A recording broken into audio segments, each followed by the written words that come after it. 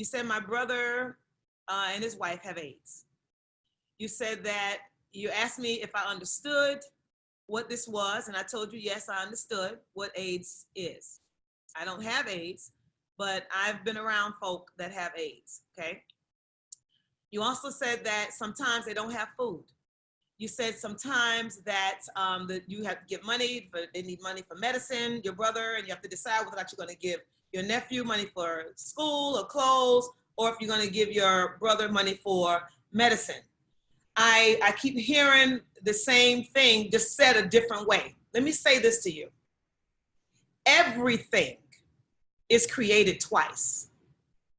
First in thought, and then it becomes a thing. As you heard Gregory say, it's an idea that turns into an action. Understand this. What you can tell your brother is to see himself completely healed. See himself living a life that he truly wants to live. See himself having the money that he really wants to have. Taking care of his sons without any financial burden at all.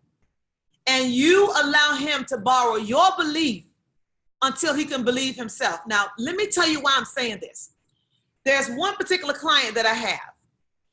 This client, okay, my husband and I, we went to go and see her in the hospital. She was told that she needs to get on the list for a liver. She was told she needs to be on the list for a kidney. I met with her and I told her, I said, listen to me. She don't remember me being at the hospital. Okay, that's how bad she was.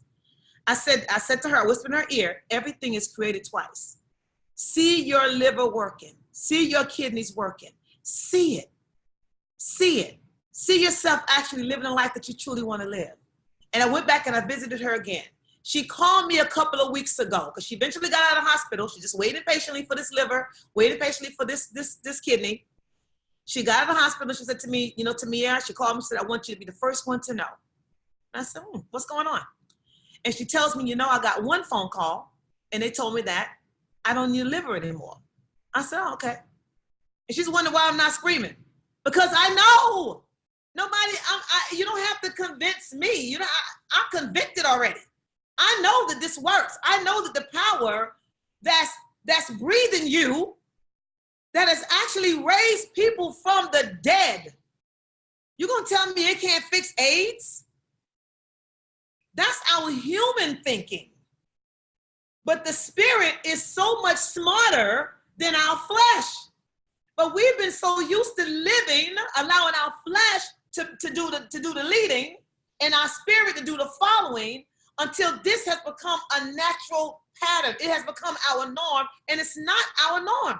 That's not what it was created for. That's not it. And then she got another phone call telling her she don't need a kidney.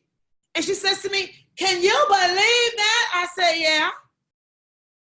Everything is created twice. And so if you buy into the poverty that it appears to be poverty in your brother's life.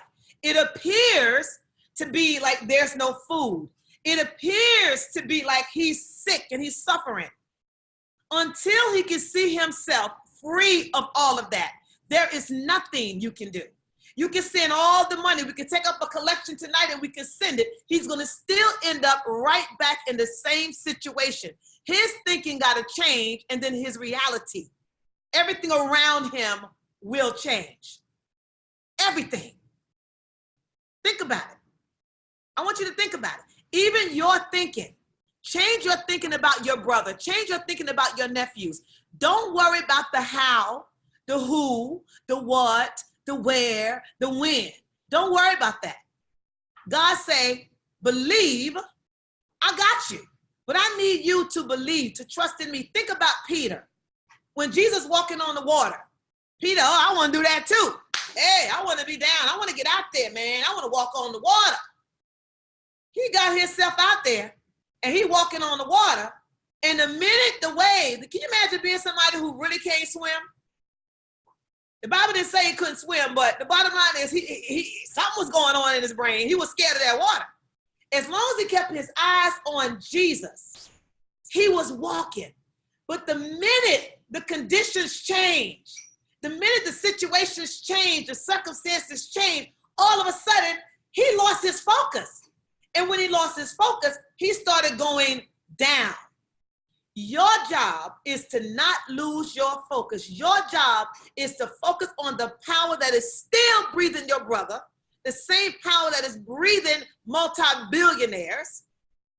Your job is to tell him, listen, borrow my belief. Believe, just believe. Believe. And you'll be surprised at what happens. You'll be pleasantly surprised. Just promise that when all is well, that you will give God all the glory and all the praise. Because it's not us, it's the power that's in us.